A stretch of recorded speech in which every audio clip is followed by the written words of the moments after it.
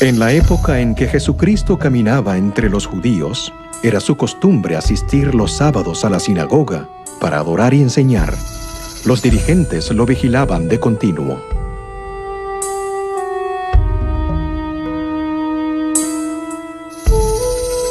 Algunos de los rabinos discutían con él acerca de la forma correcta de observar el sábado. Acechaban para ver si sanaría a la gente en el día santo, con el fin de acusarlo de quebrantar el sábado.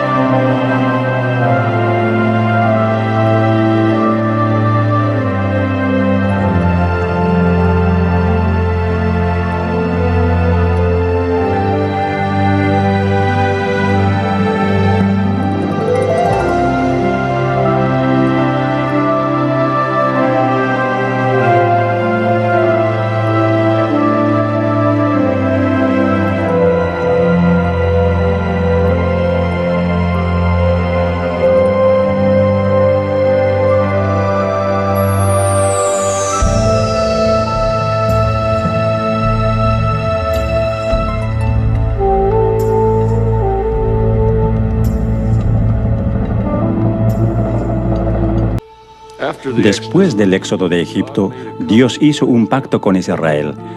Parte de este contrato incluía los 10 mandamientos. El cuarto de estos manda guardar el sábado, el séptimo día de la semana, como un memorial de su creación y su redención de Egipto. Al guardar este día santo, que era una señal entre Dios e Israel, recordarían que el Señor era su Dios y ellos su pueblo. Guardad mis sábados, porque el sábado es señal entre vosotros y yo por vuestras generaciones, para que sepáis que yo soy el Señor que os santifico. Podemos suponer que los judíos del primer siglo conocían y estudiaban los 10 mandamientos. El Decálogo les decía, tal como nos dice a nosotros, que el sábado es un recuerdo de que Dios creó el mundo en 6 días y es un memorial del éxodo de Egipto. Para los judíos del primer siglo, el sábado era un período de intensa espiritualidad, una ocasión para relacionarse con el Dios que creó el universo en 6 días y reposó en el séptimo. Por eso, ellos también reposaban el día séptimo. Además, en la liturgia judía recordaban que Dios los había sacado de Egipto. De este modo, el sábado llegó a ser para ellos una celebración de su libertad. La observancia del sábado era la marca inconfundible del judío. Lo ponía aparte de todos los demás. No se la podía esconder. A ojos de los observadores griegos y romanos, la observancia del sábado era una de las peculiaridades de los judíos. Veían un pueblo que cada séptimo día se abstenía de trabajar. Los griegos y romanos no tenían nada comparable. Los judíos del primer siglo aprovechaban que no podían trabajar en sábado, dedicándolo a regocijarse. El viernes de noche servían una cena deliciosa a la luz de las velas y a menudo incluía 2 hogazas de pan para conmemorar el maná que cayó en el desierto. El sábado, sin duda, asistían a la sinagoga. Allí podían ver a sus amigos y conversar con ellos. Y según las evidencias que tenemos, también estudiaban la Torá y adoraban juntos. A los observadores externos les llamaba continuamente la atención la rara costumbre judía de negarse a trabajar el sábado. Un filósofo, Séneca, Llegó a decir que los judíos, al no trabajar durante el sábado, dedicaban la séptima parte de su vida a la ociosidad. Los rabinos habían transformado el reposo sabático en una ciencia detalladísima, carente de gozo o significado.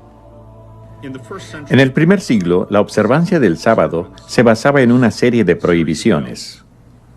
Se prohibía atar o desatar un nudo, cocinar, escribir más de una letra del alfabeto, llevar cualquier carga, aun cosas en el bolsillo, así como mucho del trabajo cotidiano, por ejemplo, preparar pieles y cueros y las actividades necesarias para la subsistencia. Se prohibía prender fuego para cocinar o apagarlo, así como viajar más de 2000 codos más allá de la vivienda de uno. 2000 codos equivalen a casi 1 kilómetro.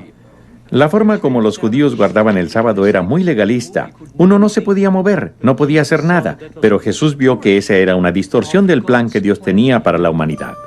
Al sanar al hombre de la mano seca, Jesús mostró el verdadero espíritu del sábado. Rechazó las reglas rabínicas. Guardó el sábado conforme a las antiguas escrituras hebreas, que hoy llamamos el Antiguo Testamento.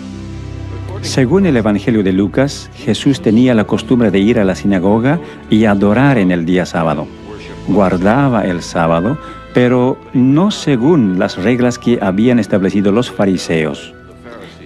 De hecho, dijo, el sábado fue hecho por causa del hombre y no el hombre por causa del sábado.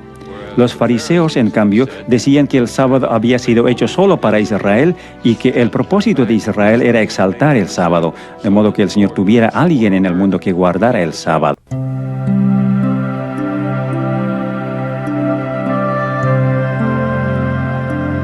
En otro sábado, Jesús enseñaba al pueblo. Había allí una mujer que había estado enferma, encorvada por 18 años. Jesús la llamó que se acercara a él.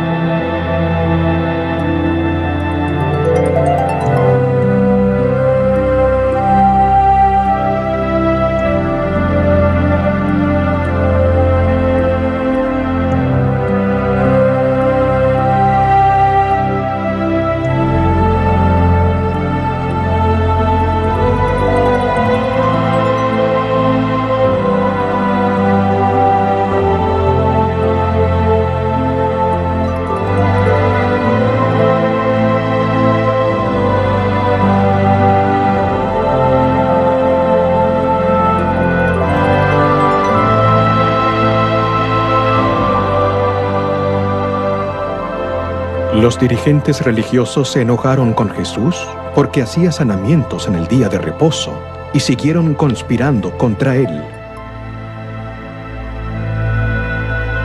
La regla del peligro mortal decía que se podían hacer ciertas cosas en sábado solo en casos de vida o muerte.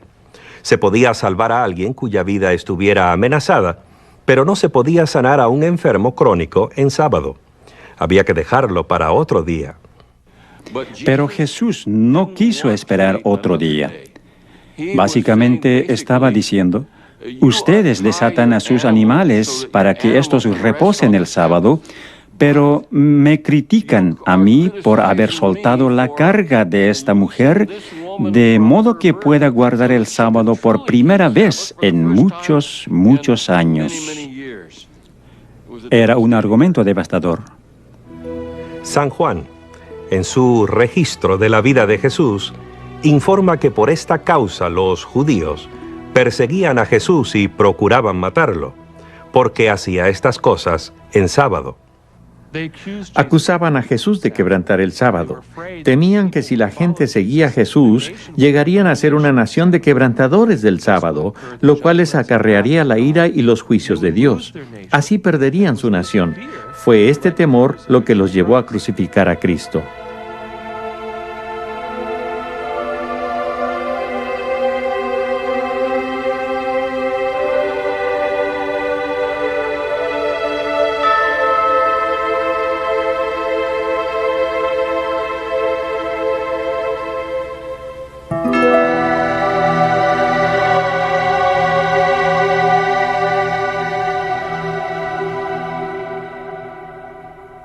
Algunos han sugerido que el sábado del Decálogo perdió su significado con la vida y muerte de Jesús, que de algún modo el Salvador lo invalidó.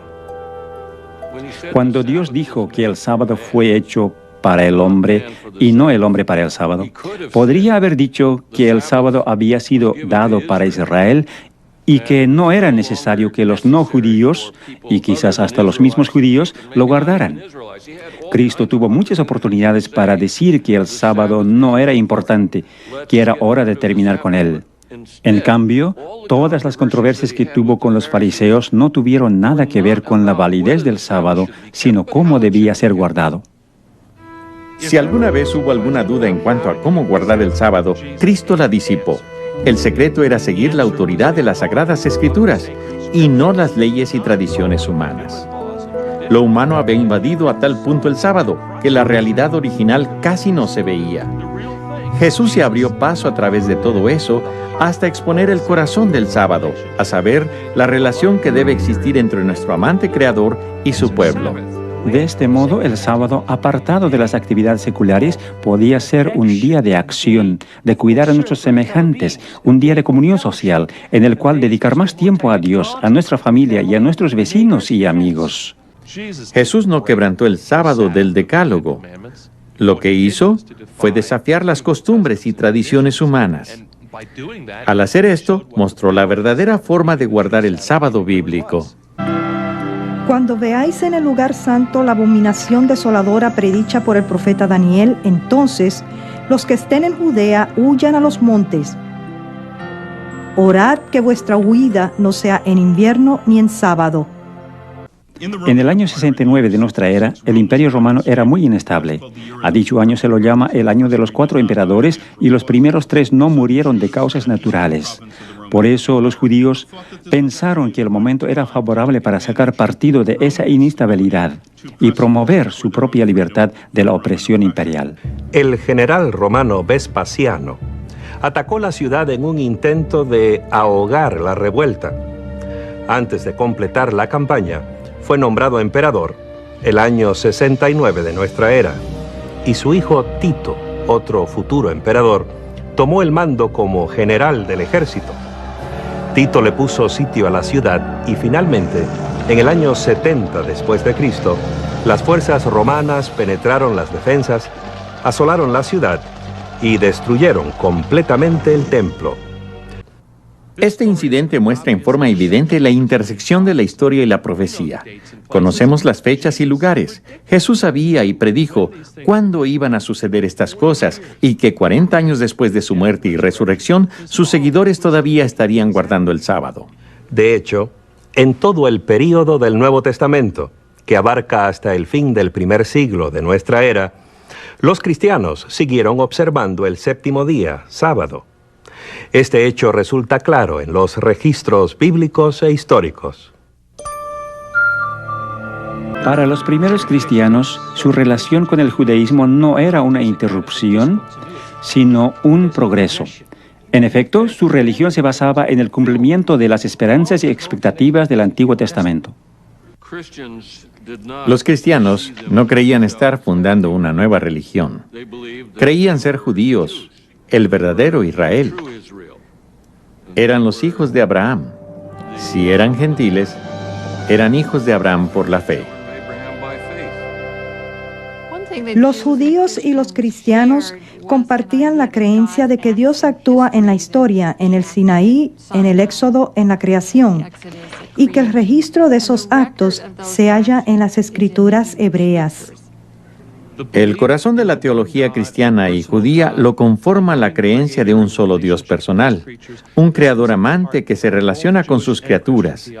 Esta creencia proveía también el corazón de la experiencia del reposo sabático, al requerir una relación personal con el amoroso creador.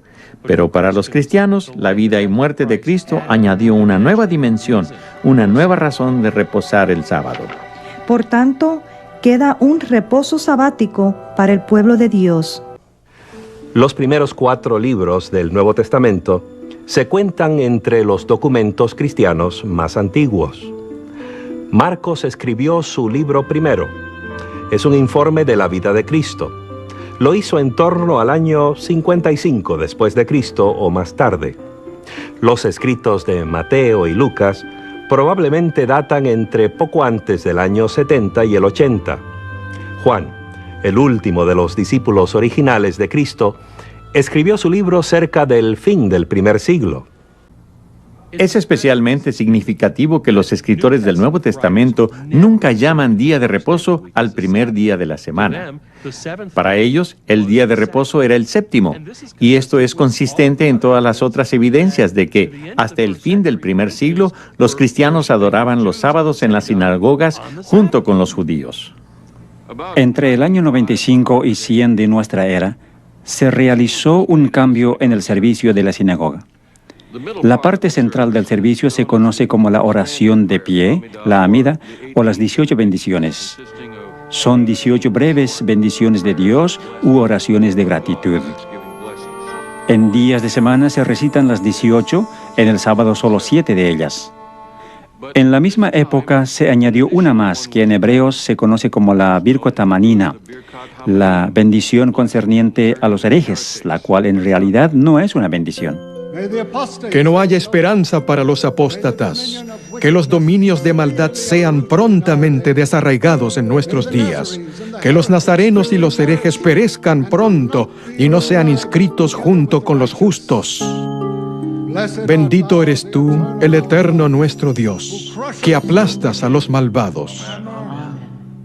Revelaba quién era cristiano porque se le podía pedir a cualquiera para que dirigiera la recitación de esta plegaria. Y al final de cada bendición todos debían decir amén, y esto hizo que fuera sumamente incómodo, de hecho imposible, para los cristianos participar desde entonces en adelante en los servicios de la sinagoga dirigidos por los fariseos. En la literatura eclesiástica de los primeros cristianos se nota un gran deseo de separarse y distinguirse de los judíos. Como resultado, aparece en ella mucho antijudaísmo o antisemitismo. En parte son comentarios insultantes acerca de los judíos y otros son intentos de separarse de lo que se consideraba como religión del Antiguo Testamento. Había razones prácticas para que los cristianos se distanciaran de los judíos. Sin duda, se dejaron arrastrar por la corriente de sentimientos antijudíos. Es sorprendente ver la intensidad de los conflictos entre judíos y romanos. Los judíos de la región de Cirene habían puesto a la cabeza de ellos a un cierto Andrés, y estaban destruyendo tanto a los romanos como a los griegos. A muchos los aserraron partiéndolos en dos, desde la cabeza hacia abajo. A otros los echaron a las bestias salvajes, y a otros aún les obligaron a luchar como gladiadores. En total, perecieron 220,000 personas. En Egipto también perpetraron ultrajes semejantes, y en Chipre. Diocasio. Nuestras antiguas fuentes nos dan dos razones para explicar la insurrección de Bar Kokhba. Primero, el emperador Adriano prohibió la circuncisión. Los judíos ya no podían cumplir este rito. Segundo, el mismo emperador decidió reconstruir Jerusalén como una ciudad pagana, la ciudad Ilia Capitolina. Por fin, las fuerzas imperiales aplastaron la rebelión el año 135. Adriano les prohibió a los judíos entrar a Jerusalén, así como la observancia del sábado y otros ritos religiosos. A través del Imperio Romano había un fuerte sentimiento antisemítico. Los judíos eran el enemigo, los cristianos no querían ser asociados con ellos y ser así considerados también enemigos. Fácilmente podían dejar de lado la observancia del sábado, que era una marca de judaísmo. Uno de los primeros documentos que apunta a cristianos guardadores del domingo es la así llamada Epístola de Bernabé. Este no es el verdadero Bernabé que menciona el libro de los Hechos en el Nuevo Testamento. Este es un falso Bernabé, un pseudoepígrafe. Se le atribuye falsamente. Fue escrito aparentemente por alguien de Alejandría, en Egipto, donde existía la costumbre de espiritualizarlo todo. Esto es lo que hace la epístola de Bernabé. Bernabé afirma que él y sus seguidores guardan el octavo día de la semana, el día después del sábado, es decir, el domingo. Condena el judaísmo y todo lo asociado con él, incluso la observancia del séptimo día, sábado. De Alejandría hacia el oeste, al corazón del Imperio Romano. Es en la antigua Roma donde hallamos la primera descripción de cristianos que guardaban el domingo. Proviene de Justino Mártir, un converso a la nueva fe. Pero el domingo es el día en que celebramos nuestra asamblea común, porque es el primer día en que Dios, habiendo efectuado un cambio en las tinieblas y la materia, hizo el mundo. Y en el mismo día Jesucristo, nuestro Salvador, se levantó de los muertos. Los antiguos cristianos que comenzaron a guardar el domingo necesitaban una justificación teológica para guardar el primer día de la semana. Y la encontraron al vincular el primer día semanal con el primer día de la creación. Al hacer esto, estaban negando la autoridad de Cristo, quien se declaró a sí mismo Señor del sábado, el séptimo día de la creación. Era atractivo reemplazar el sábado con el domingo, porque en torno al primer día estaba surgiendo cierta aura debido a las tendencias nuevas en el paganismo que hacían del domingo el día de adorar al sol. Los historiadores por lo general dicen que el Imperio Romano fue fundado en el año 31 a.C. En ese año, Octavio derrotó a las fuerzas de Marco Antonio y Cleopatra y volvió a Roma para convertirse en el primer César Augusto. Fue en esa época también que hizo llevar a Roma dos grandes obeliscos. Instaló uno de ellos en el Circus Maximus. Por supuesto, no solo estaba dedicado al dios Sol, sino que además era una prueba muy visible de que Roma había conquistado Egipto. La dedicatoria decía: César Augusto dedica esto como una ofrenda al sol. Pero también decía, porque Egipto ha sido conquistado. Así, los que asistían al circo para ver los juegos veían no solo la dedicación al sol, sino también que el dios sol romano había triunfado sobre el dios sol egipcio. Nerón, el notorio emperador, comisionó a un escultor para que creara una estatua de casi 35 metros de altura, con su propia cabeza esculpida al estilo del dios Sol. Cuando Vespasiano construyó su gran anfiteatro, que hoy conocemos como el Coliseo, tomó ese enorme coloso, así llamaban antiguamente a las estatuas, que representaba a Nerón. Le cambió las facciones y lo dedicó al dios Sol. El emperador Heliogábalo era tan devoto de su dios Sol oriental que tomó el nombre de la deidad. Llevó su dios en la forma de un meteorito negro desde Siria hasta Roma y adoptó un estilo de vida oriental. Así pues, la moda oriental, las orgías orientales y la conducta oriental de Heliogábalo lo llevaron a la ruina en 4 años. A pesar de que su dios fue devuelto, porque la piedra negra fue enviada de nuevo a Siria, la adoración al sol continuó. El antiguo historiador Plutarco informa que el general romano Pompeyo debió ir al Mediterráneo oriental para castigar a los piratas que atacaban a los barcos mercantes. Esto fue alrededor del año 50 a.C. Derrotó a los piratas, los capturó y los llevó consigo a Roma. Sucede que los piratas eran adoradores de Mitras, el dios Sol, y de esos piratas se popularizó la adoración a Mitras en Roma, especialmente entre los militares. Pienso que a los militares romanos, Mitras les parecería una divinidad especialmente atractiva. Mitras era guerrero, que luchaba del lado de las fuerzas del bien. Era una religión jerárquica, en la cual se podía progresar de grado a grado. Había 7 grados en el mitraísmo, situación semejante a la de un ejército. Y en tercer lugar, era una religión de hermandad y comunión. Se reunían no solo para adorar a su Dios, sino para comer juntos. Se comenta acerca de soldados romanos que han vuelto del oriente, que oran al amanecer de cara al sol naciente. En torno a este periodo vemos que se empieza a mencionar en Roma al Deus Sol Invictus, es decir, al dios Sol invencible. Invencible porque la noche trata de conquistar el sol cada 24 horas, pero al amanecer el sol ha sobrevivido y ha vencido a la noche. La importancia del culto al sol en el Imperio Romano se echa de ver durante el reinado de Aureliano, quien fue emperador entre los años 270 y 275 de nuestra era. Estableció una religión estatal que incluía el culto al emperador y al sol invicto. Trató de unificar todas las religiones bajo el dios Sol. Diocleciano, que llegó al poder el año 284, también era un devoto del dios Sol. Mantuvo el principio de una religión estatal que estableciera Aureliano y llegó a declararse Dios. Eventualmente, ordenó que se persiguiera a los cristianos.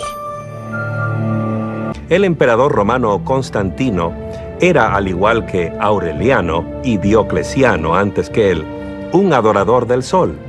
Fue el primer emperador romano que profesó el cristianismo. Supuestamente se convirtió durante una campaña contra sus rivales. Las biografías escritas por sus partidarios dicen que antes de una importante batalla cerca de Roma, Constantino vio en el cielo una visión de la cruz. Acreditó a esa visión su victoria subsiguiente y se declaró cristiano. El reinado de Constantino el Grande conforma una de las épocas en la historia del mundo.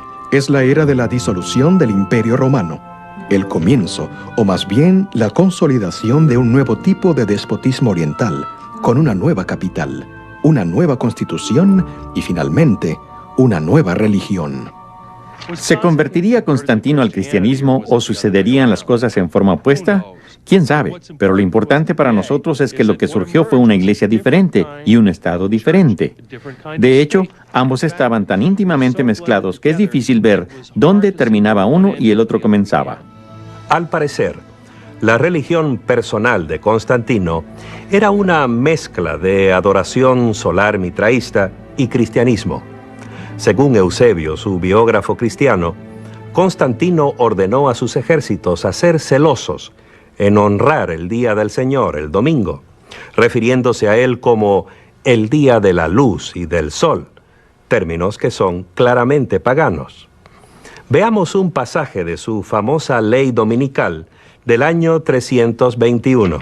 En el venerable día del sol, los magistrados y el pueblo que reside en las ciudades deben descansar, y todos los lugares de trabajo deben estar cerrados. En el campo, sin embargo, los individuos ocupados en la agricultura pueden continuar libre y legalmente sus ocupaciones. La primera ley que requería que la gente celebrara y descansara en domingo es la que promulgó el emperador Constantino en el año 321. A pesar de la popularidad de la adoración al sol y las leyes dominicales de los emperadores, muchos cristianos siguieron adorando en el séptimo día, sábado. De hecho, fueron minoría las iglesias que abandonaron el sábado. Si bien casi todas las iglesias del mundo celebran los sagrados misterios en sábado cada semana, los cristianos de Alejandría y Roma han cesado de hacer esto.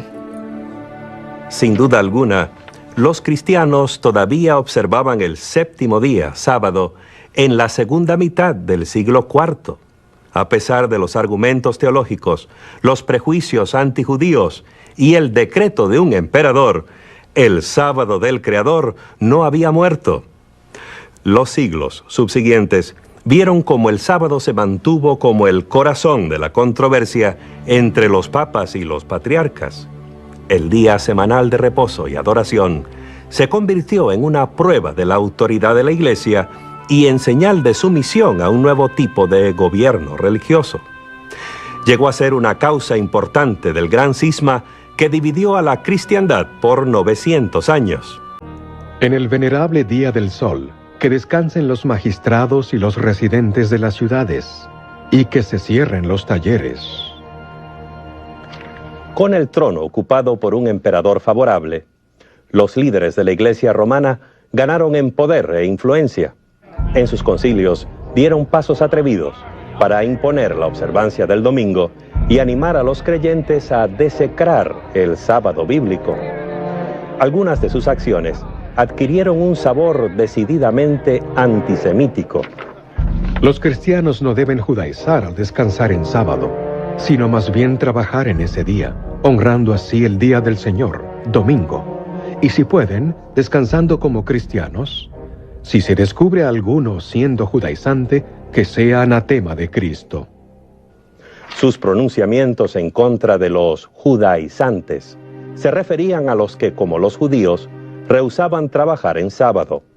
Los cristianos que hicieran eso debían ser excomulgados, es decir, expulsados de la iglesia. En el año 602, el Papa Gregorio dijo que los guardadores del sábado eran el anticristo. Los llamó judaizantes por su determinación de observar el séptimo día como un día de reposo y adoración.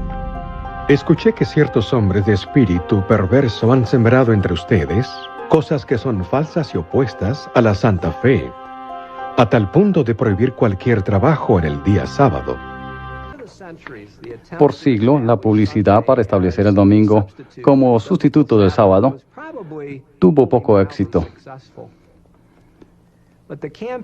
La campaña se intensificó más bien con el movimiento que amenazó dividir por completo las ramas orientales y occidentales de la cristiandad. Era un salto directo a la naturaleza y propósito de la observancia del sábado. ¿En qué consistió este asalto directo? En un reglamento que prohibía que los cristianos tomaran alimentos en el séptimo día. En otras palabras, un ayuno sabático. La estrategia de convertir el sábado en un día sin alimento fue muy efectiva. En una sola generación, los jóvenes cristianos crecieron sintiendo repulsión por el sábado, el día de ayuno y depresión, y sintiéndose correspondientemente atraídos al domingo, el día de mucha comida y celebración. Fue la Iglesia romana que estableció el ayuno en sábado y la celebración en domingo. Pero aún esta estrategia específica contra el sábado no logró sino un éxito parcial. Prominentes dirigentes de la Iglesia se opusieron a ella. Hipólito, un obispo del tercer siglo, sentía que era un grave error. Inclusive algunos hoy piden que se ayune en sábado, lo cual Cristo no ha dicho, deshonrando así el Evangelio de Cristo. Los esfuerzos de la Iglesia romana por promover el domingo como alternativa continuaron. Un subterfugio novedoso tomó la forma de una carta, la cual supuestamente había venido directamente del cielo.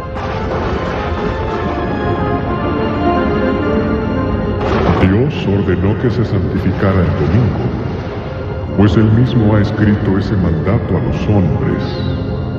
No sea que hagan un trabajo servil en domingo. La misma carta afirma haber sido escrita por Jesús. Dice que apareció sobre el altar de San Pedro en Roma, descubierta por un sacerdote que oficiaba la misa, quien se asustó mucho por eso. Una carta del cielo. Pensemos en eso. ¿A quién no le gustaría tener algo así en apoyo de sus opiniones? Esa sería un arma muy convincente para persuadir, especialmente al pueblo ignorante y supersticioso de la época medieval. No era fuera de común en la Edad Media que la gente apoyase sus pretensiones con cartas supuestamente caídas del cielo. Nada mejor que tener el apoyo de una carta de Dios. En Irlanda, la Epístola de Jesús es parte de una colección de obras sobre la observancia del domingo. Los primeros dos elementos son muy breves y hablan sobre algunos castigos. El tercer elemento es la carta en sí. Por último está un largo tratado legal que da detalles de lo que le sucedería en forma individual si cometiese ciertas transgresiones del domingo. Cualquier plaga o desgracia que ha caído en el mundo se debe a la transgresión del domingo. Hay bestias, más aún, en ciertas partes del Oriente, que han sido enviadas a los hombres para tomar venganza de la transgresión del domingo. Esta así llamada Epístola de Jesús apoyaba con toda claridad las decisiones de los concilios eclesiásticos y las declaraciones de los papas, pero se hallaba en conflicto directo con la ley sabática de los 10 mandamientos.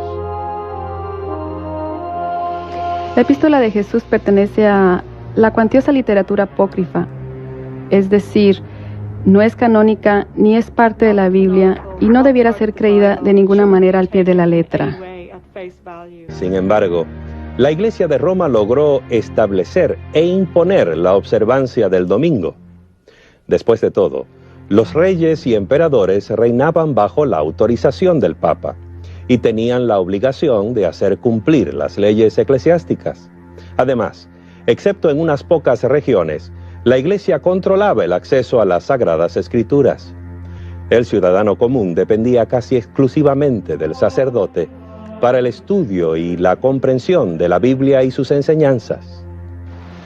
Hubo lugares remotos donde las escrituras se mantuvieron en el lenguaje de la gente, y en esos lugares hubo grupos muy valientes que se resistieron ante la autoridad de la Iglesia y siguieron guardando el sábado del séptimo día.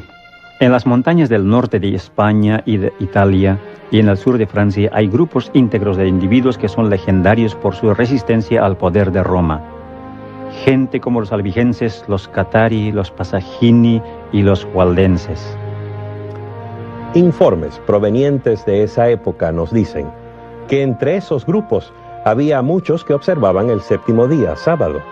Los oponentes acusaban a los cátaros y algunos de los valdenses de enseñar que los cristianos debían guardar al pie de la letra la ley de Moisés.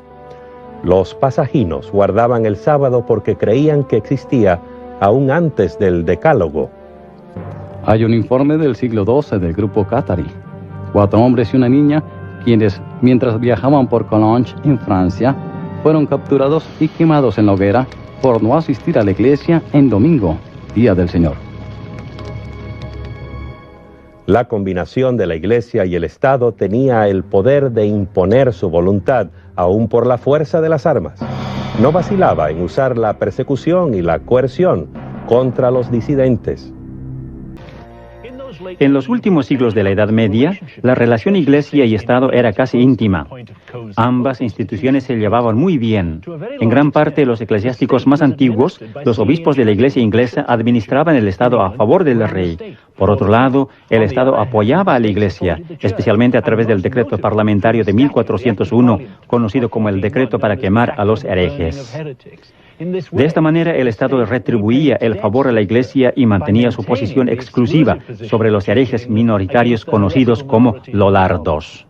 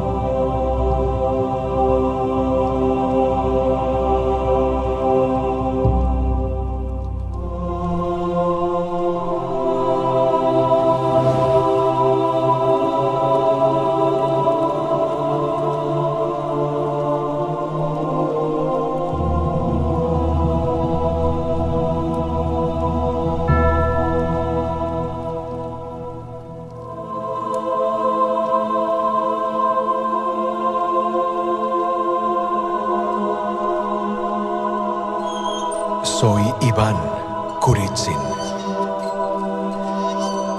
Oh, cuánto valor necesito para morir una muerte noble. Moriré por mi fe, por la verdad que amé. Moriré por lo que creí y enseñé, conforme a las Sagradas Escrituras, el Antiguo y Nuevo Testamento. Moriré por haber observado el séptimo día de la semana como el santo sábado de Dios.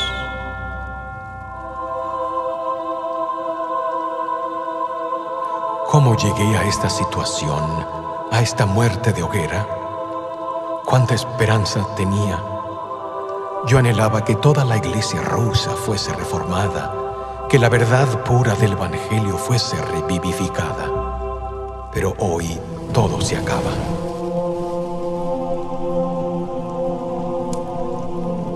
Ahí está Iván III. No podía perderse esto. Antes era nuestro amigo. ¿Qué estará pensando hoy? Allí veo a Elena y a Dimitri, los subotniks o guardadores del sábado como yo, la propia nuera del zar y su nieto. ¿Qué será de ellos? ¿Los quemarán también?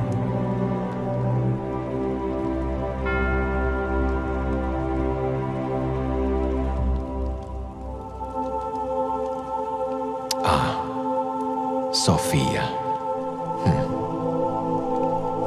Hoy se sentirá feliz. Se nos opuso desde el mismo principio.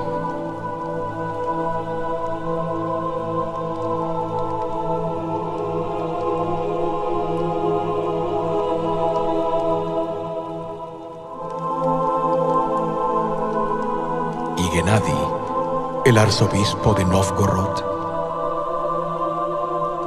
nada le hubiera detenido. Esto es lo que siempre quiso ver, la hoguera.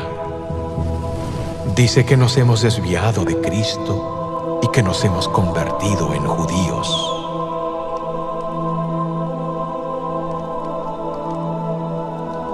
Pero yo soy cristiano y muero hoy por amor a Cristo y a su palabra.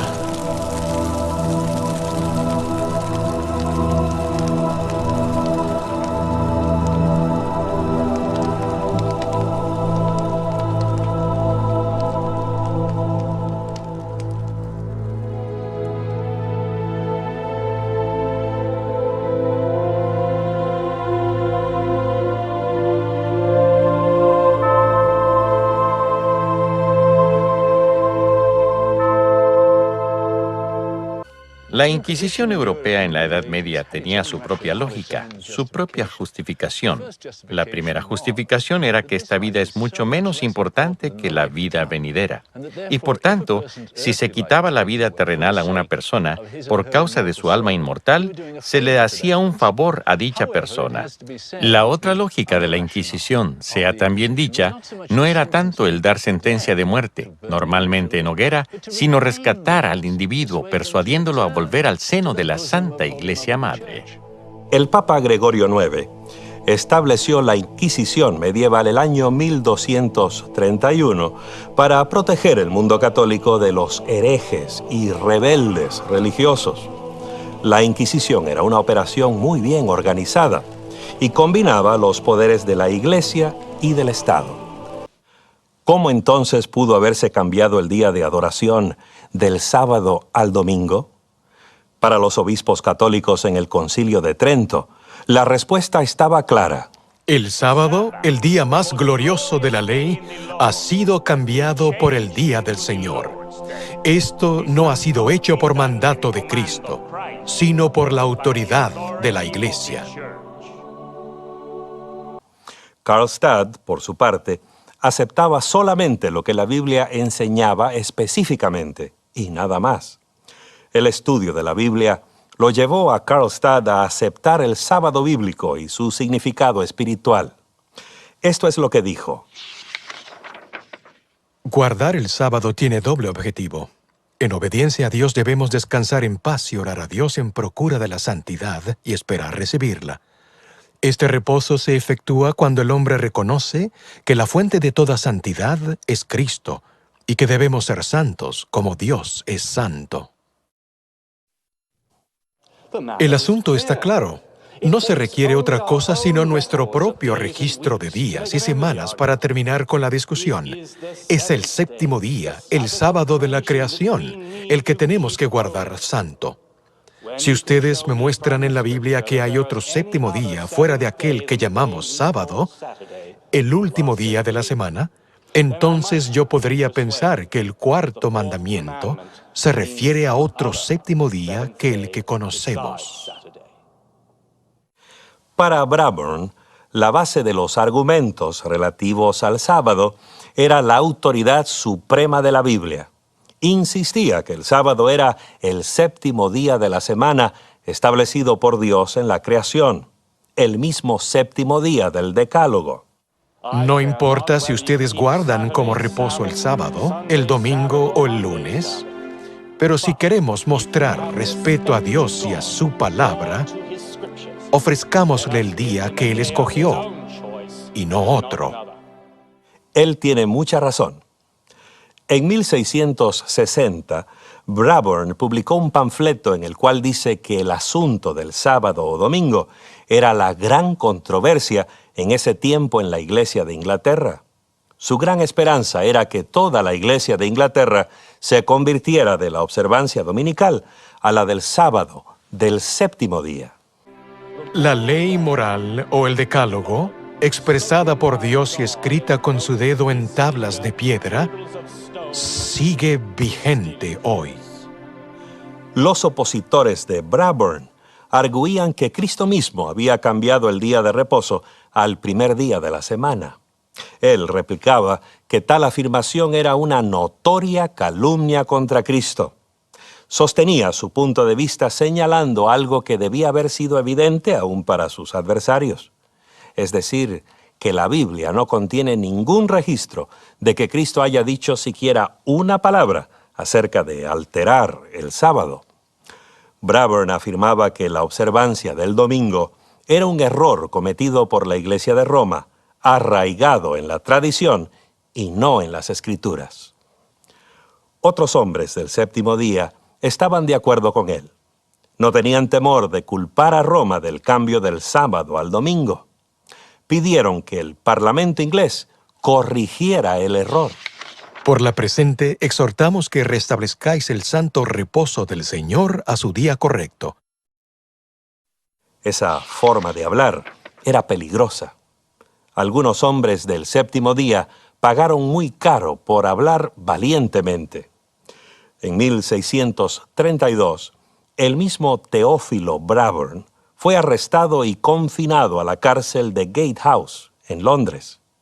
La corte le impuso una multa de 1,000 libras esterlinas, el equivalente a $150,000 de hoy. Lo despojaron de su licencia ministerial y ordenaron su excomunión de la Iglesia de Inglaterra. Además de todo eso, pasó 1 año y medio encarcelado. Pero ni las cortes ni las prisiones desviarían a Brabourne o a sus compañeros, hombres del séptimo día, de su noble propósito. Peter Chamberlain era un médico famoso y por mucho tiempo observador del sábado. Aquí vemos su lápida. En cuanto a su religión, fue un cristiano que guardaba los mandamientos de Dios y la fe de Jesús. Fue bautizado por el año 1648 y guardó el sábado por más de 32 años. En 1682, dirigió una carta abierta al Lord Canciller Supremo, llamando al Papa el 3 veces coronado cuerno pequeño, que cambia los tiempos y la ley, haciendo referencia a una interesante profecía del libro de Daniel del Antiguo Testamento. Y hablará palabras contra el Altísimo. A los santos del Altísimo quebrantará, pensará en mudar los tiempos y la ley. Daniel 7:25. Peter Chamberlain, junto con otros hombres del séptimo día, creía que esta profecía predijo el ataque contra el sábado bíblico por el pontífice romano. Los hombres del séptimo día de la Inglaterra de los siglos XVII y XVIII comenzaron algo que perdura hasta hoy.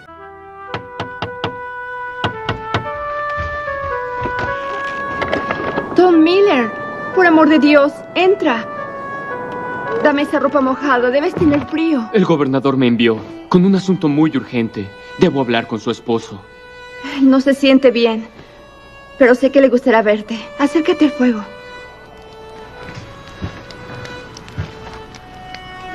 Roger, despierta. Tom Miller está aquí de parte del gobernador Winthrop. Tom Miller, cuánto me alegro de verte. ¿Qué asunto te trae desde Boston en una noche como esta? El gobernador me envió. He venido por todo el camino sin descansar, con un asunto de mucha urgencia. El señor Winthrop le advierte de un gran peligro para usted. Los magistrados quieren mandarla a Inglaterra. Han despachado al capitán Underhill y a sus hombres para tomarle por sorpresa.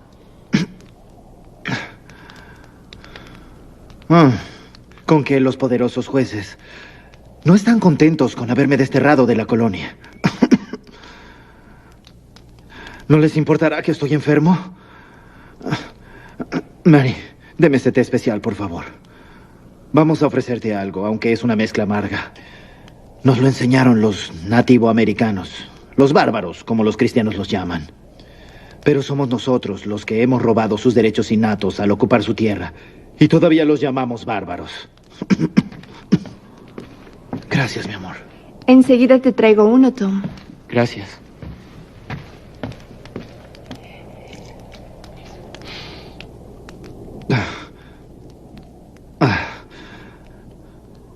Así que, al parecer, tienen temor de que yo encuentre refugio en este desierto y levante una multitud de disidentes y perturbadores del orden público.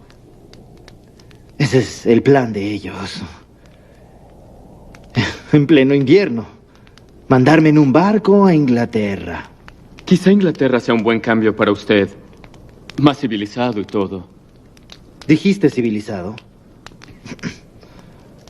Te diré lo que significa volver a Inglaterra. Significa caer en las manos del arzobispo William Laud.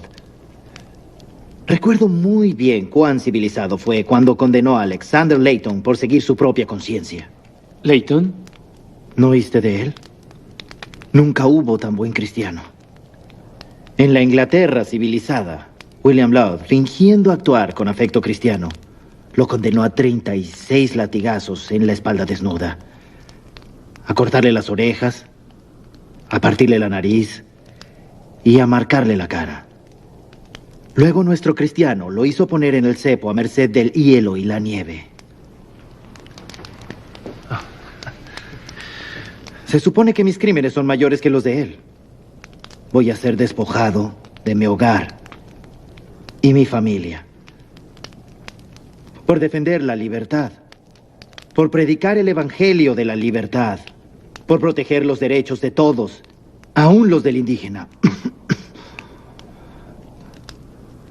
Tom Miller, gracias por traerme estas noticias. Vuelve al gobernador y dale las gracias por su advertencia. Dile que no voy a Inglaterra. Voy a vivir libre en este nuevo mundo, cueste lo que cueste. Pero, señor, ¿y si...? No hay objeciones. Estaré bien. Conozco esta buena tierra mejor que el capitán Underhill, te lo aseguro. Ve ahora. Y que Dios sea contigo. Y con usted, señor.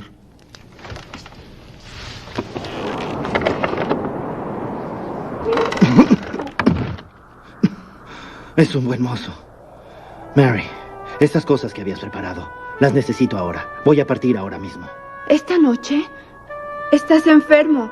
Salir en esta tormenta será tu muerte. Será mi muerte si Underhill me atrapa aquí. Debo estar muy lejos antes de que él y sus hombres lleguen. Las cosas, por favor. Aquí las tengo.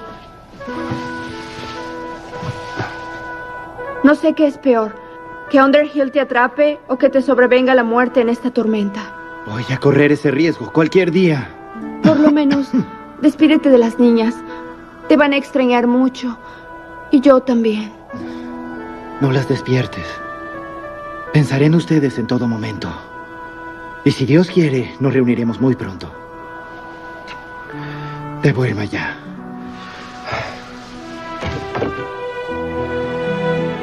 Si Underhill me sorprende aquí, tú también estarás en peligro.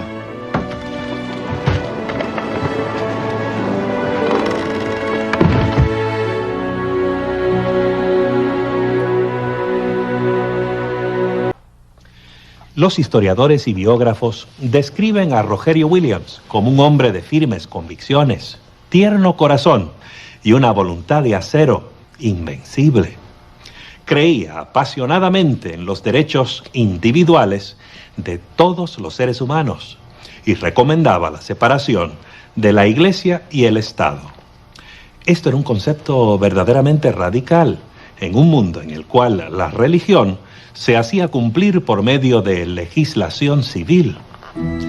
Después de su huida de Salem, se abrió paso hacia el sur a través de la selva sin caminos, sobreviviendo de lo que podía recoger o desenterrar en el bosque. Eventualmente halló refugio entre las tribus de indios norteamericanos que vivían en la bahía de Narragansett. Sus enemigos deben haber estado felices de haberse deshecho de él, pero su familia y sus amigos estaban ansiosos de saber si había podido sobrevivir los duros meses del invierno.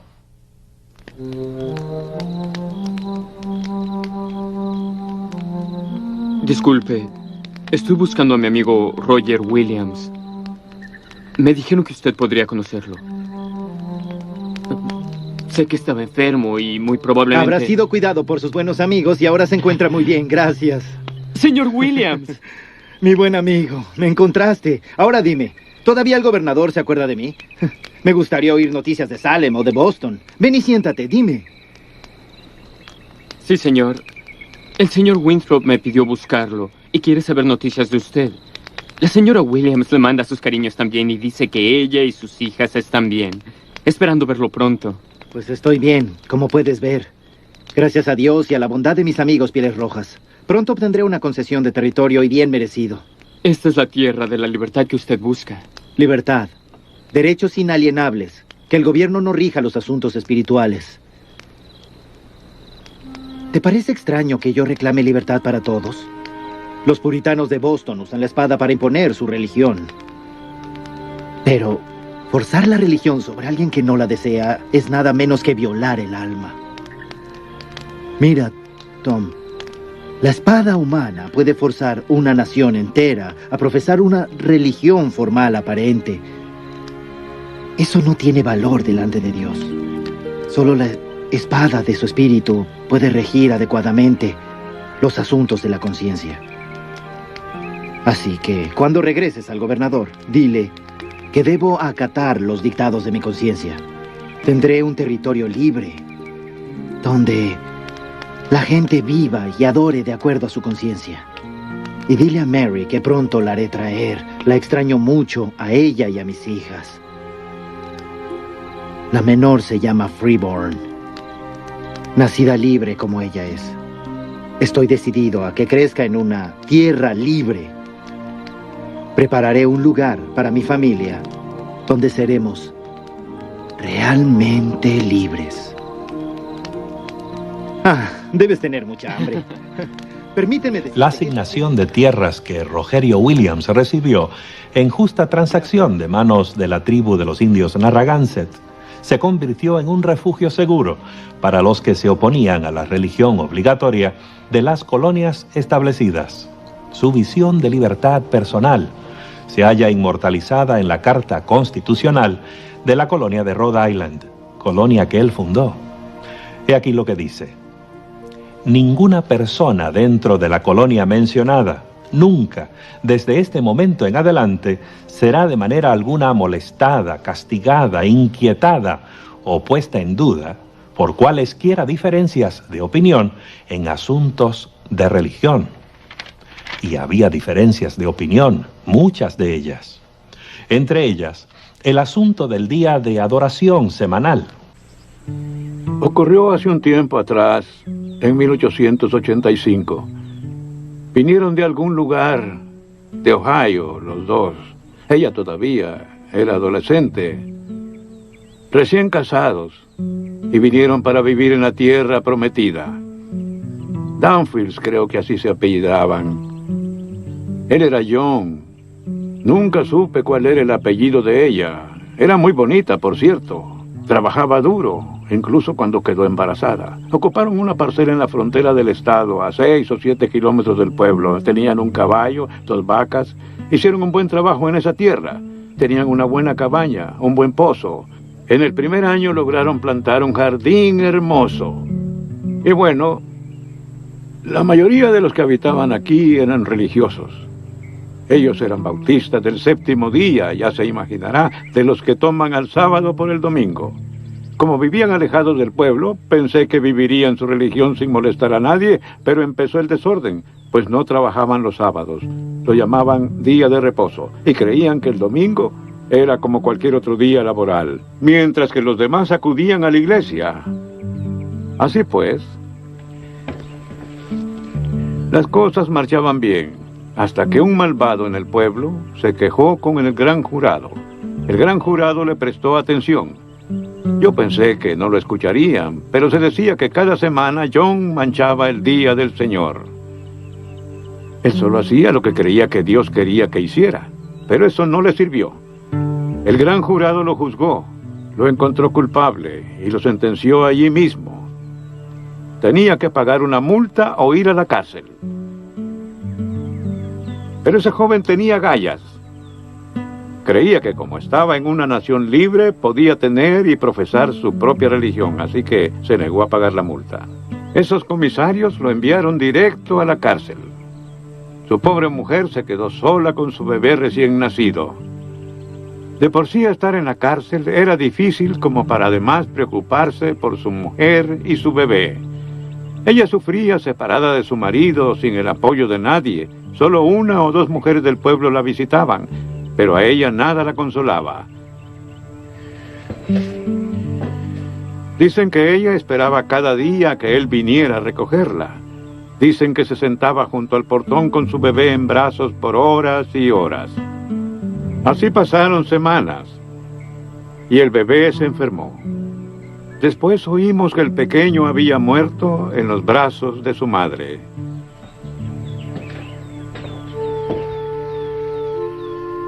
Fue doloroso verla a ella y a las pocas personas del pueblo enterrando a ese pequeño. Su marido en la cárcel, incapaz de consolarla. Él tampoco sin consuelo. Esa pobre muchacha se consumió en la tristeza. Lloraba día y noche. John cumplió su condena. Lo dejaron libre. Se fue a su casa, loco por encontrar a su mujer. Pero cuando llegó, sus vecinos estaban sacando algo. Era ni más ni menos que un ataúd con el cuerpo de su esposa. Se había enfermado. Si me preguntan de qué murió, yo diría que murió de angustia. Él no dijo ni una palabra. Los siguió hasta el cementerio y los observó con tristeza bajar el cuerpo de ella y colocarlo junto a su bebé. Luego se arrodilló y lloró hasta que las lágrimas se le acabaron. Antes de marcharse de aquí, casi de nadie se despidió. Nunca supimos de él. Espero que haya encontrado un lugar donde viva libremente. Al comienzo del siglo XIX, la mayoría de las iglesias protestantes de América rebosaban de optimismo. Muchos creían que estaban en vísperas de un milenio de paz, pero no todos estaban de acuerdo. Un ex agnóstico llamado Guillermo Miller propuso una idea diferente e inquietante. En vez de un milenio de paz, él veía al mundo avanzando hacia una crisis cataclísmica, el fin catastrófico del mundo actual y de todo lo que contiene. Miller y sus colegas examinaron con cuidado las profecías bíblicas usando métodos de interpretación que los estudiosos de la Biblia habían usado durante siglos. Llegaron a la conclusión de que Jesucristo volvería en gloria a la tierra en 1844 con un vasto ejército de ángeles celestiales. Millares de personas, mayormente en la Nueva Inglaterra y Nueva York, aceptaron la idea y se unieron a Guillermo Miller y los demás en preparación para la gran culminación de la historia.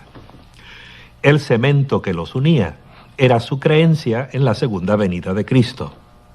Nada más valía la pena, ni sus granjas, ni sus negocios, credos individuales o tradiciones. Y ciertamente no les interesaba cuál día fuera el verdadero para reposar. Pero cerca del pueblito de Washington, Nueva Hampshire, cierta dama bautista decidió que era tiempo de hacer que alguien pusiera atención. Se llamaba Raquel Oakes Preston, y el que puso atención fue Federico Wheeler, un predicador millerita. Pastor Wheeler, qué bueno que vino. Por favor, deme su abrigo y puede dejar esos zapatos mojados ahí en la puerta. Hermana Oakes, me intriga por qué me llamó urgentemente. Espero que no haya problemas con usted ni con su hija. Nada de eso, pastor. Pase a la sala de visitas. Estoy ansiosa de hablar con usted. Prepara un té para nosotros, por favor. Siéntese aquí, por favor. Bueno, espero que usted y su familia estén bien, aunque usted está casi siempre lejos. Sí, hermana, la familia está bien. De todos modos, no hay mucho que hacer en la finca este año, ya que el señor vendrá dentro de pocos meses. Eso podría ocurrir, pero como siempre debemos prepararnos para el futuro. En caso de que él no viniera antes del próximo invierno, ¿no cree usted? Supongo que esa posibilidad existe, Bien, pero... permítame decirle por qué estuve intranquila en los servicios del domingo pasado y por qué estuve ansiosa de tener este encuentro con usted. ¿Recuerda su sermón antes de participar de la Cena del Señor? Claro. Fue mi mensaje habitual para el servicio de comunión. La necesidad de la debida preparación para no tomar el cuerpo y la sangre del Señor indignamente. Usted nos dijo que si alguien estaba desobedeciendo conscientemente los mandamientos divinos, no era digno de participar de la Cena del Señor. Me halaga el que usted haya prestado atención. Sin embargo, no estará en desacuerdo con mi sermón, ¿no es cierto? No, por el contrario, estoy de acuerdo de todo corazón. Inclusive diría que más de acuerdo que usted mismo. ¿Cómo?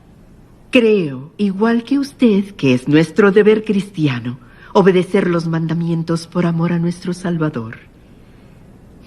Así que, cuando le oí decir esas palabras en la mesa de comunión, difícilmente me abstuve de ponerme en pie para objetar. Escuche esto. Acuérdate del día del sábado para santificarlo. 6 días trabajarás y harás toda tu obra, mas el séptimo es sábado para Jehová tu Dios. Claro, conozco bien ese pasaje. Sin embargo, usted y su congregación están desobedeciendo este mandamiento. ¿Desobedeciendo? ¿Cómo piensa encontrarse con nuestro Salvador que viene cuando usted rechaza una revelación tan clara de su voluntad? Él dijo que el séptimo día sería su santo sábado. ¿Por qué se contenta con observar el primer día? Pero, hermano... El primer día, Pastor Wheeler, que es domingo, en vez del séptimo día, que es sábado. ¿Entiende usted?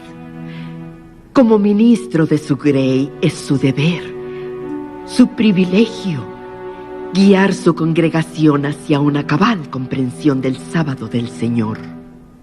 Confieso que nunca había pensado en ese sentido.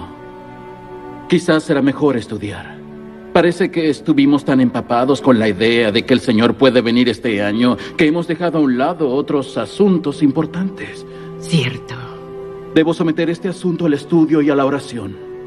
Es todo lo que pido. Estoy segura de que la verdad será tan clara para usted como lo es para mí. Gracias, querida. Wheeler, junto con todos los seguidores de Miller, se sintió profundamente chasqueado cuando Cristo no volvió en 1844. Pero no perdió su fe en la Biblia, aun cuando no la comprendía en su totalidad. Siguió estudiando la base bíblica para reposar el séptimo día y pronto se dio cuenta de que otros compartían su interés. A principios de 1845, T.M. Preble escribió un tratado en el cual presentaba algunos argumentos muy persuasivos en favor del sábado como día de reposo. Un lector muy interesado fue José Bates, un capitán de barco jubilado y ferviente estudioso de la Sagrada Escritura. José Bates leyó lo que Thomas Preble había publicado sobre el sábado en febrero o marzo de 1845, y al leer su Biblia y ese material, él llegó a convencerse de que el séptimo día era el sábado del Señor. Después de haber ampliado su entendimiento, él se convirtió posteriormente en el principal defensor del reposo del séptimo día, lo cual propició el comienzo de la Iglesia Adventista del Séptimo Día. A mediados del siglo XIX, la revolución de Taiping se extendía por la China. Los campesinos se habían rebelado contra la dinastía Manchú.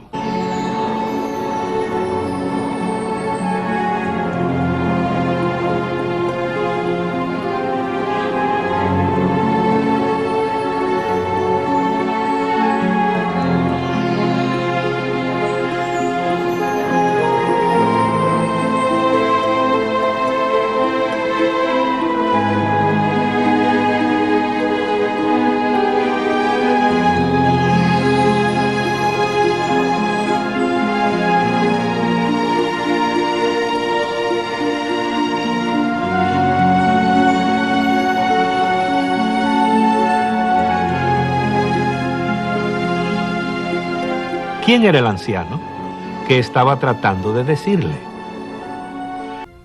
Fue algún tiempo después de eso que un amigo lo visitó, después de las visiones, después de fracasar en los exámenes, y le dijo: «Oh, veo que tienes esos tratados, son muy fascinantes, ¿no es cierto?». A esa observación casual, Hong respondió: «Bueno, no los he leído». Entonces el amigo le dijo: «Pues creo que debes leerlos, te van a parecer atractivos». Fue así que el sueño, los tratados y las enseñanzas bíblicas comenzaban a tomar sentido en su mente. Se formaba en él una visión cada vez más compleja de Dios, el Padre. Hong Xiuxuan creía que el propósito de su vida era establecer el Taiping Tianguo, el gran reino de paz celestial. Su celo religioso consumió a la clase de los oprimidos campesinos, inspirando el movimiento revolucionario más importante del siglo XIX. Hong y sus seguidores publicaron y distribuyeron la Biblia, y hasta les exigían a sus soldados que se aprendieran de memoria porciones de ella. Los líderes del Taiping interpretaron en forma totalmente literal el cuarto mandamiento y exigieron que se observara el día séptimo de la semana como el día de reposo. Por cuanto el calendario chino no tenía semanas de 7 días, tuvieron que adaptar su rutina acostumbrada. Cada sexto día se levantaba una bandera para recordar al pueblo que se preparara para la llegada del día santo. El séptimo día es el día santo del Padre Celestial. Por eso nuestro Padre Celestial ordenó que fuera el día de reposo y lo señaló como día de culto, un recordativo eterno de que la verdadera felicidad se otorga a las gentes por la gracia de nuestro Padre Celestial, a fin de que siempre tengan en mente la bondad del Padre Celestial. Un aislado rincón de Norteamérica presenciaba su propia revolución. La historia es bien conocida por todo el valle del río Kobuk y el territorio adyacente. Allá por mediados del siglo XIX, por esos lares, vivía un indígena o inupiat llamado Manilik, hombre tranquilo y poco amigo de la ostentación, conocido como el profeta esquimal. Su historia ha perdurado de generación en generación. Una vez, cuando Manilik era muchacho, estaba buscando sus serpientes. Vio un lugar para descansar, entonces fue ahí y se sentó sobre un madero. Luego oyó algo extraño como Tatakiek. Tatakiek sonaba así. Significa padre e hijo. Fue muchas veces al mismo lugar y oyó lo mismo una y otra vez.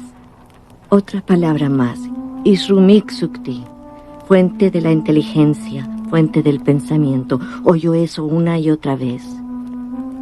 Decía muchas cosas extrañas y la gente pensaba que tal vez él estaba loco, pero era sabio, más sabio que Afatkuk, los chamanes. Alguna vez habló de gente extraña que vendría de lejos, toda de blanco. Y luego decía, van a traer libros y la gente va a comprender estos libros y va a saber de Dios. Hablaba de canoas que volarían en el cielo, de gente que iría en canoas sobre las aguas sin remar. Por eso pensaban que estaba loco. Los chamanes pienso que tenían miedo de él o tal vez estaban celosos porque él siempre rompía sus tabúes. Una vez en Kotzebue, 2 de ellos querían deshacerse de él. Él les dijo, puedo tragarlos a los 2, pero no lo hizo. Ellos quisieron destruir su espíritu mientras dormía, pero su luz interior era muy brillante, no podían acercarse. Otra cosa, hablaba de reposar en el séptimo día. Ponía un poste enfrente de su carpa cada séptimo día y decía, en este día yo descanso. La gente decía, ¿por qué descansas? Eres un flojo, por eso no estás haciendo nada. Él les respondía que vivía por los mandamientos del abuelo. Abuelo, eso significa Dios. Es cierto. Otro relato llega hasta nosotros de un remoto rincón de la selva tropical sudamericana. Hace unos 100 años, Aucua, el jefe de un poblado indio, tuvo un sueño asombroso, el cual transformó su vida.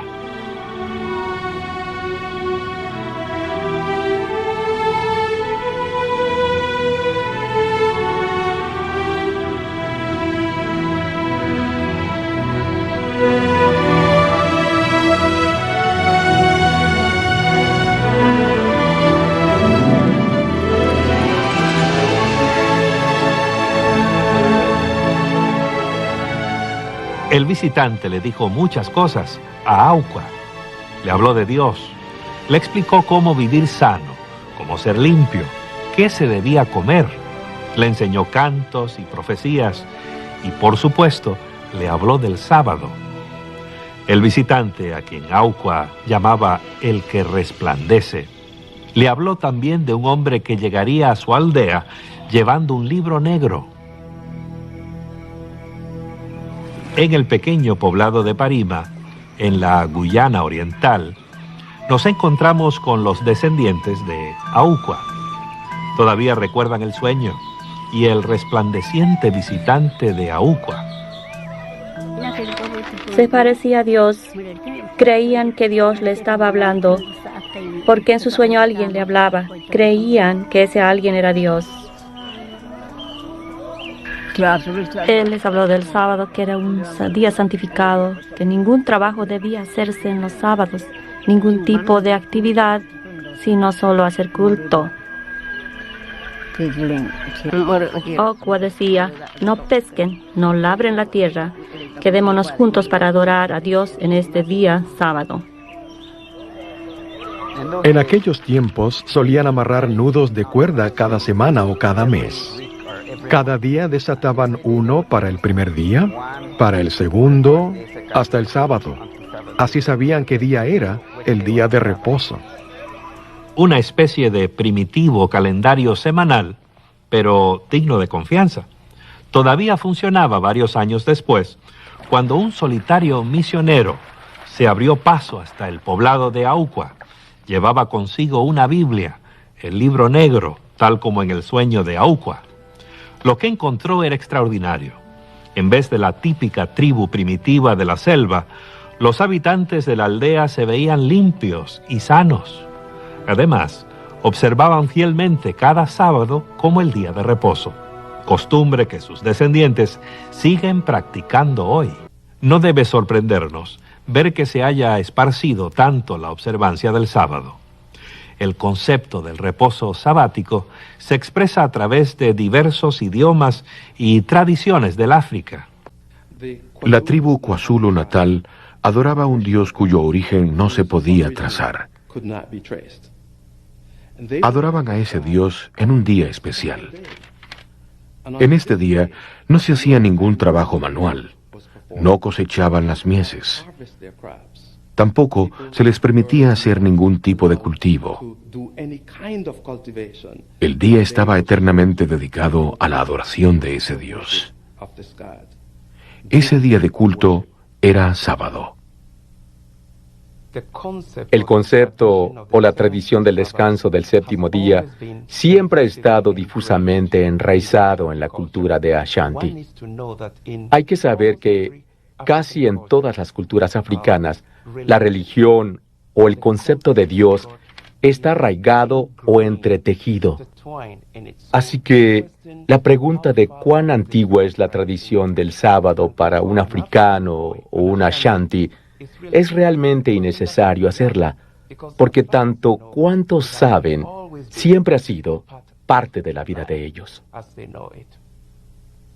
En el idioma Zulu, la palabra sábado significa día de consumación o el último día. Lo que a mí me fascina más es que ellos tenían estos conceptos del sábado desde mucho antes de la llegada de los misioneros europeos. Fueron los misioneros quienes introdujeron el culto dominical, pues hasta entonces todos sabían que Dios tenía solo un día de culto, el sábado.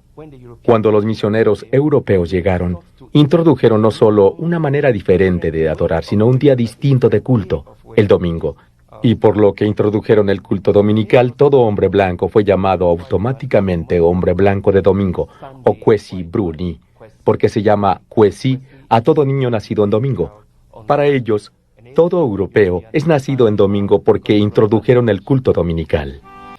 Hace tiempo, cuando se formó la Alianza para el Día del Señor, el tema de las leyes dominicales despertaba a controversias. En mayo de 1888, el senador Henry Blair de Nueva Hampshire propuso legislación destinada a limitar las actividades seculares en domingo. dentro de, por supuesto, la jurisdicción del gobierno de Estados Unidos. El senador Blair dejó bien claro que el propósito de su proyecto de ley era preservar el primer día de la semana como día de reposo y observancia religiosa. La legislación fue enviada al Comité de Educación y Trabajo del Senado, del cual Blair era presidente. Entre los que presentaron objeciones a la legislación propuesta estuvo Alonzo T. Jones.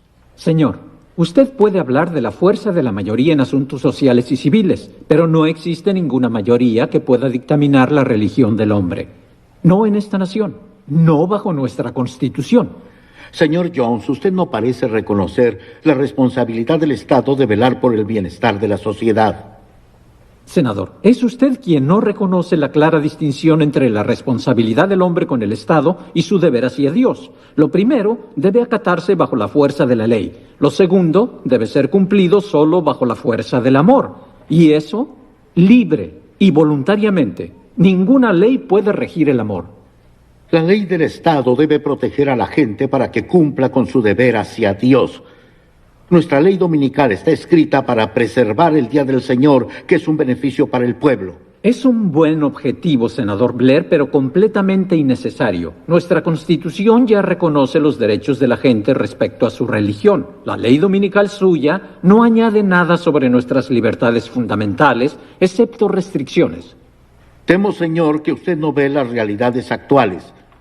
Si el hombre que tiene un deber hacia Dios no lo cumple voluntariamente, corromperá la sociedad. Es la ley dominical propuesta la que va a tener una influencia corruptora al emplear fuerza y coerción para hacerla cumplir. Al contrario, el efecto esperado es que no encarezca el reposo.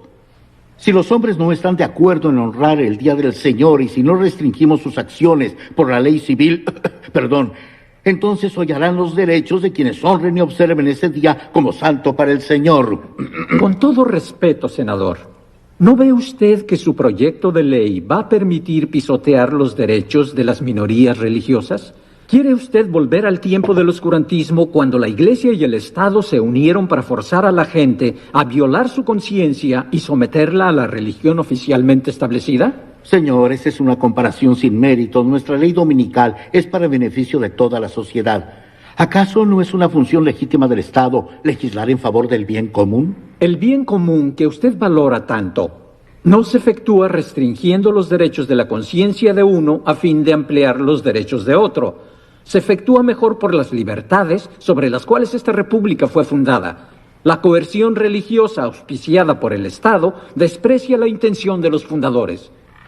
Esta ley hace una exención para aquellos que desean adorar en otro día, como los judíos, los bautistas del séptimo día, ustedes los adventistas del séptimo día que observan el sábado. ¿Cuál es el problema?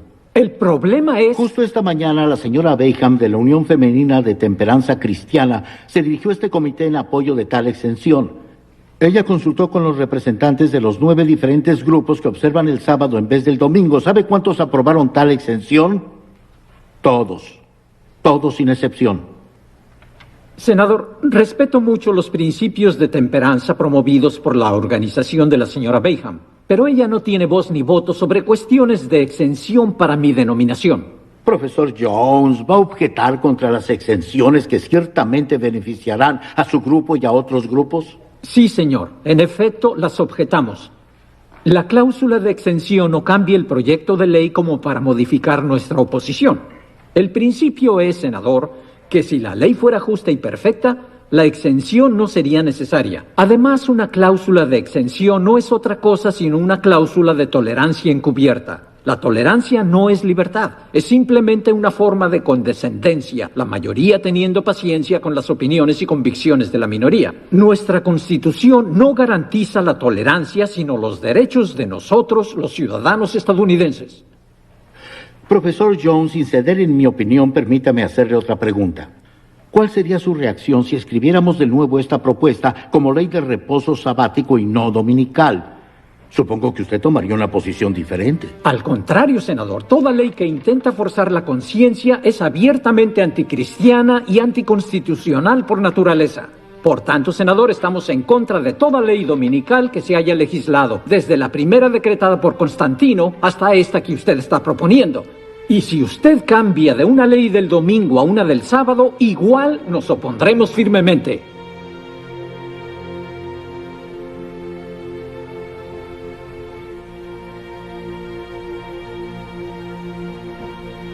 La ley propuesta por el senador Blair nunca trascendió su comité. Sin embargo, aún hoy no es raro que la gente que guarda el sábado se tropiece con leyes que restringen la libertad de ejercer su religión. En 1982, yo era empleado de tiempo completo en el Departamento de Alimentos y Agricultura del estado de California. Kwasi había solicitado la posición de inspector de la planta de cuarentena en el Departamento de Agricultura de California. Él fue nombrado para el puesto y decidió darse una vuelta por el lugar antes de presentarse al trabajo. Cuando llegué, supe que había sido puesto en lista para trabajar en sábado. Entonces, llamé la atención del supervisor sobre este asunto. La persona que estaba a cargo de esa localidad le dijo: si no estás dispuesto a trabajar en los sábados, yo no voy a dar curso a tus documentos y el Departamento de Agricultura no te va a emplear. Yo me puse en contacto con el Consejo de Iglesia y Estado, el cual nos ayudó a apelar al Departamento de Alimentos y Agricultura del estado de California en procura de resolver este asunto mediante un proceso administrativo. Pero el estado de California no nos prestó atención y me quitaron el nombramiento. Después de un tiempo substancial, estuvimos en juicio, lo cual duró varios días. Y finalmente, por desgracia, el juez dictaminó contra él, lo cual es usual para los guardadores de sábado. Inmediatamente elevamos una apelación al 9º Circuito de Apelaciones Judiciales. El asunto fue finalmente elevado ante 3 jueces del 9º Circuito y ellos fallaron en su favor, invalidando la decisión del juez anterior. El estado de California se disgustó y solicitó una revisión por la Corte Suprema de los Estados Unidos, la cual no aceptó la apelación. Por tanto, la decisión del 9º Circuito era buena, tanto para Kwasi como para la necesidad de amparar las creencias religiosas. Desde su comienzo hasta el final del pleito, pasaron 17 años. Nosotros seguimos adelante porque creímos que estábamos haciendo la voluntad de Dios y porque creímos que otros podrían beneficiarse de nuestras penas. En 1973, los líderes de un gran país africano exigieron a todos los ciudadanos que dedicaran un día a la semana para servicios comunitarios, tales como la reparación de puentes y carreteras. A todas luces, parecía una buena idea. Sin embargo, el día nacional que se escogió para hacer esos trabajos fue el sábado. Eso causó grandes dificultades a los adventistas del séptimo día. Pase.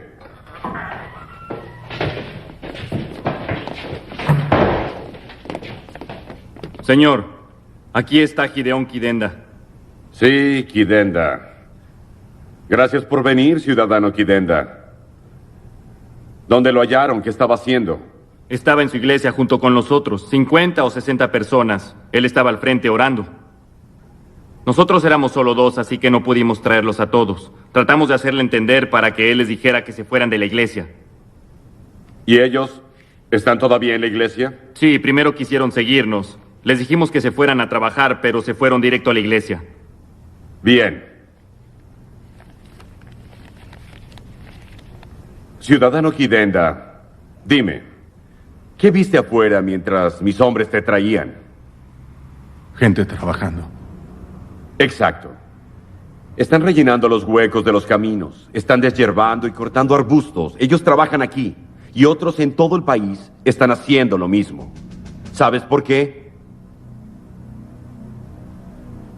¿Por qué la gente en todo el país está trabajando en su comunidad hoy? Día Nacional de Trabajo. Así que, sabes que es Día Nacional de Trabajo. Hoy y todos los sábados del año es Día Nacional de Trabajo. Pero por alguna razón no estás con tus compañeros ciudadanos trabajando para el bien de tu comunidad y tu país. Más bien estás en la iglesia. Yo estoy dispuesto a dar servicio a mi país. En cualquier otro día. Escoja el día y yo lo haré. Una silla. Siéntate, por favor. La ley de la nación dice que el sábado es el Día Nacional de Trabajo. Así que ese es el día cuando trabajaremos en la comunidad. Eso te incluye a ti y a toda la gente en tu iglesia. Tú eres su líder. Tienes que decirles eso. Aunque les diga, no van a hacerlo. No en sábado. El sábado es día de reposo para Dios. Diles que ahora eso ha cambiado. Que adoren a Dios en otro día. No puedo cambiar el día. El sábado es reposo de Dios, no mío. Es su mandamiento que lo guardemos. No puedo cambiarlo. Escúchame, Kidenda.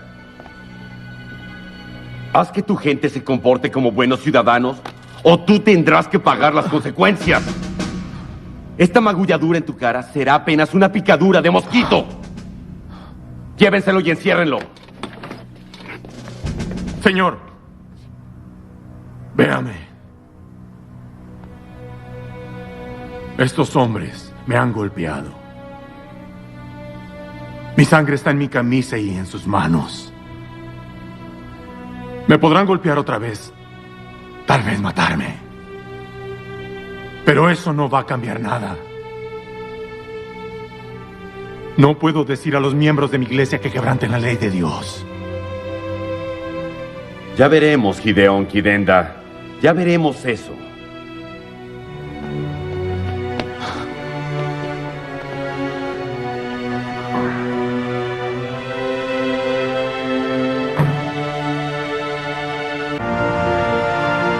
Vi volar por en medio del cielo a otro ángel que tenía el Evangelio eterno para predicarlo a los que habitan sobre la tierra, diciendo a gran voz: Temed a Dios y dadle gloria, porque la hora de su juicio ha llegado, y adorad a aquel que hizo el cielo y la tierra, el mar y las fuentes de las aguas. Y fases finales del drama, habiendo llegado la hora del juicio, los habitantes de la tierra deben adorar a Dios. Luego, Dios es descrito con el lenguaje del cuarto mandamiento, descrito como uno que creó todas las cosas. Siendo que el pasaje hace eco del cuarto mandamiento, no creo que debe dilatarse demasiado para que entendamos de que en este final del drama, los habitantes de la tierra tienen una citación celestial para volver a adorar a Dios el Creador en su día de reposo, en el sábado del séptimo día. Vemos así que el sábado es parte del plan divino para sanar y ahondar las relaciones entre sus hijos. El sábado, el día bíblico y santo de reposo y de sagrada adoración. Lo hemos localizado desde su mismo origen en los registros bíblicos de la creación, cuando Dios lo estableció para conmemorar su obra creativa y definir el ciclo semanal. Lo hemos encontrado a través de los tiempos de Jesús, cuyo ministerio lo infundió con nuevo significado, y hemos visto cómo ha estado vigente a pesar de las intenciones de regularlo, enterrarlo o prohibirlo. Hemos descubierto evidencia antigua del sábado en diversos lugares, como Irlanda y Etiopía, donde sobrevivió durante siglos de oposición y ataque. Lo hemos visto reanudado en las enseñanzas de los primeros anabautistas y los hombres del séptimo día ingleses. Lo hemos visto preservado frente a la persecución y el martirio. Lo hemos visto restaurado ante la atención mundial, a medida que millares y millares de cristianos descubren por sí mismos el lugar que ocupa el sábado en una experiencia religiosa basada en la palabra de Dios. Por fin, la Biblia completa el cuadro del sábado, dándonos un anticipo de lo que será la vida venidera, el futuro en el universo perfecto. Escuchemos esto. Así como los cielos nuevos y la tierra nueva que yo hago permanecerán delante de mí, de mes en mes y de sábado en sábado vendrán todos a adorar ante mí, dice el Señor. De modo que el sábado, el memorial de la obra de creación y redención divina, es parte de los designios divinos para el futuro de la raza humana. Desde la tierra, tal como salió de la mano del Creador, hasta la tierra nueva, perfectamente restaurada, el sábado permanece como el santuario del tiempo, trascendiendo la historia y proyectando su promesa de reposo hacia el futuro y la eternidad.